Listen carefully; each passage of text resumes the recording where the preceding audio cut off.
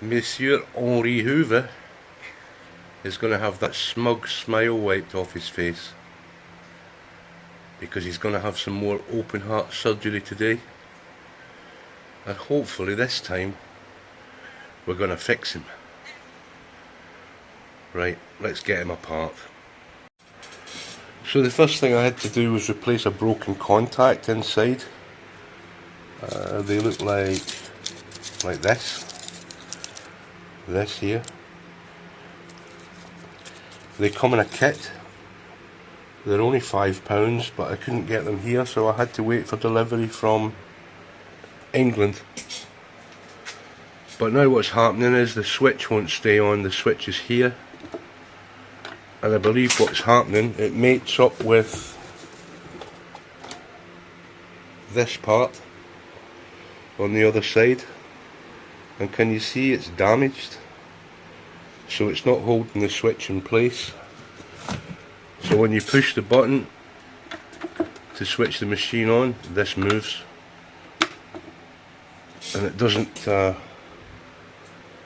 keep the switch in place. So what I'm going to do is use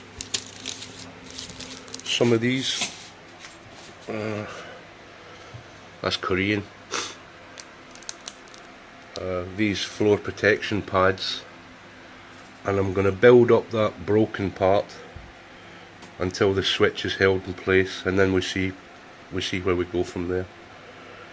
Right, let's get to it.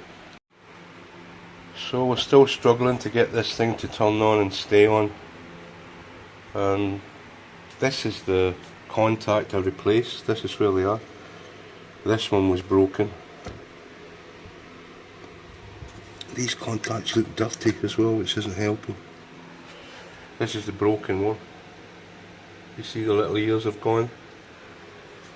They brush on this pad, conductive strips, and the motor turns. But the problem we have is with this switch mechanism. I'm guessing it's broken, so I'll whip it out and see. So I'm having real problems with this. Obviously it's got about 1,000,000 miles on the clock. It's very old.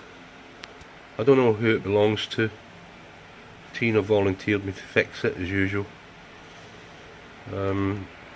It's a press and stay switch on this, very small.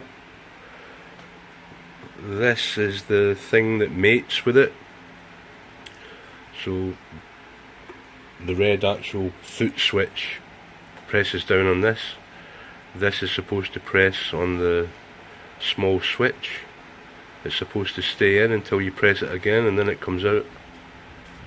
But I don't know whether you can see, this is actually damaged as well inside.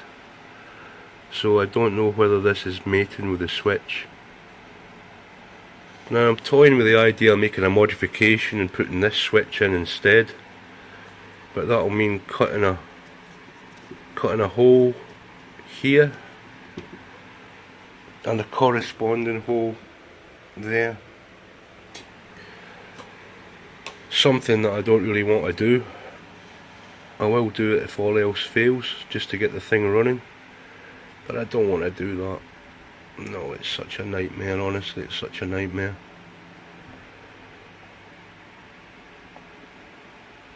I don't know. I'd buy a new one. So I've taken the switch out. It's in a bit of a state, and you just saw it pop out there. Sometimes it doesn't make or break. Now, since I switched the camera on, it's just started to work, but it's intermittent, and particularly this part here is damaged. You see? So if all things were equal, I would want to replace that switch, but I don't have one. I don't have one like it. Now it's working again. It's crazy. So that's off. That's on.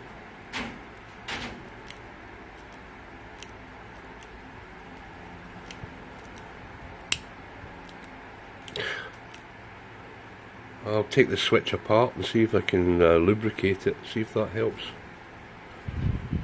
Mr. Marengo's not helping at all, are you, Mr. Marengo?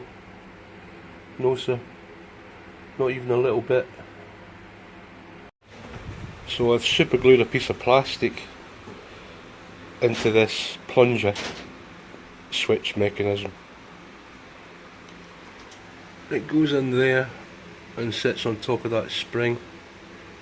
That gives it the springy effect. And I'm hoping that this will now reach properly the actual switch itself. So let's see if it does. No, still no luck, folks. It still does this. The